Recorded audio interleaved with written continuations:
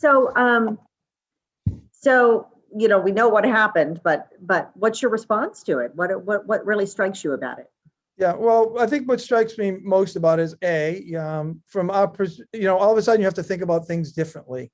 And you start thinking about your access points, you start thinking about all the locker room accesses and bathroom accesses. And so that was my 7 o'clock meeting this morning with the maintenance director. And talking about, let's get a listing of what our access points might look like. A lot of our bathrooms and locker rooms have hard ceilings over them, so that's not a non-issue in that regard. But we do, I do want to know, where do we have any other vulnerabilities potentially throughout the district, to make sure you send that message of security. The other part of the story is really the students and the vigilance of the students. So that's the, the positive part of the story on finding something they were uncomfortable with, finding something that they saw, they didn't, and they took action on their emotions and their feelings and their gut instincts about, and that's the best. I used to always, when I was high school principal, always say to the students, you are our best security.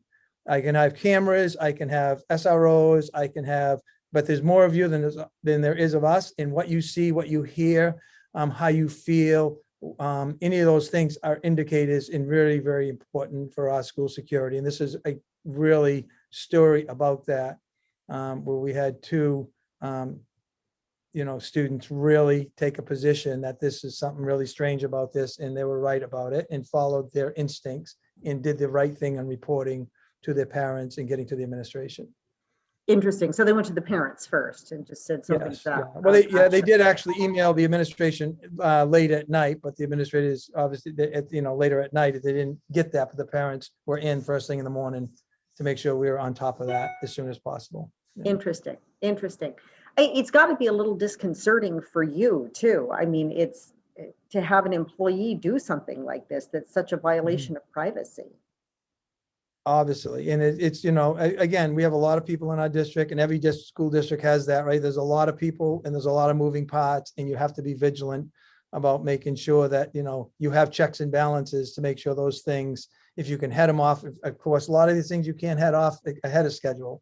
You're being reactive after you say, okay, now we may have a vulnerability, we need to close the gap on that. So that causes us to rethink and replan, how we do things. But again, the vigilance of the people within the school community is what's really the important story here about, because you can never protect against everything all the time and things, but you can have many eyes and many ears out there to ensure the safety and security of our children, which is really the paramount. And that's really the biggest issue that we have to be concerned about. Yeah. When the school district hires somebody like a custodian, are background checks done on them as well as on staff? Everybody that's in the school has background check done on fingerprinting, and there's a background check, references checked.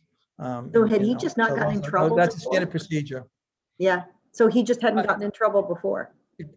There was definitely no history that would have indicated, such a thing. Obviously, we wouldn't have brought them on staff, but that's what the fingerprinting and the background check is for. It gives us information as well as reference checking to make sure that you're bringing people into the school that are safe to the population. Excellent. And one last question: are you a little surprised that he's only charged with a misdemeanor, or has law enforcement talked to you at all about? Yes. That again, process will work? great. We had it on the spot. I mean, starting first thing yesterday morning, we got notified. We're immediately working collaboratively with the Cumberland County Sheriff's Office, as we do on all these issues.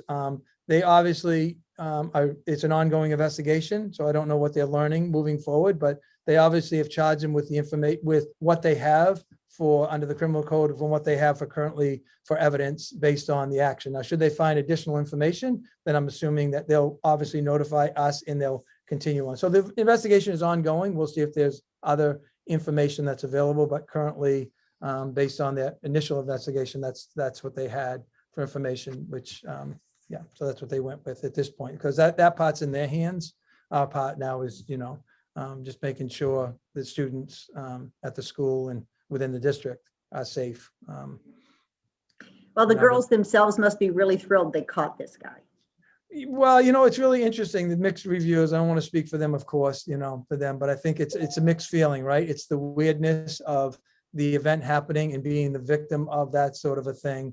And then, being the person in the middle of, how do you report and when do you report? So I think they've, in speaking with their parents, I mean, they did the right things on alerting the school community to protect other potential, victims that could have been.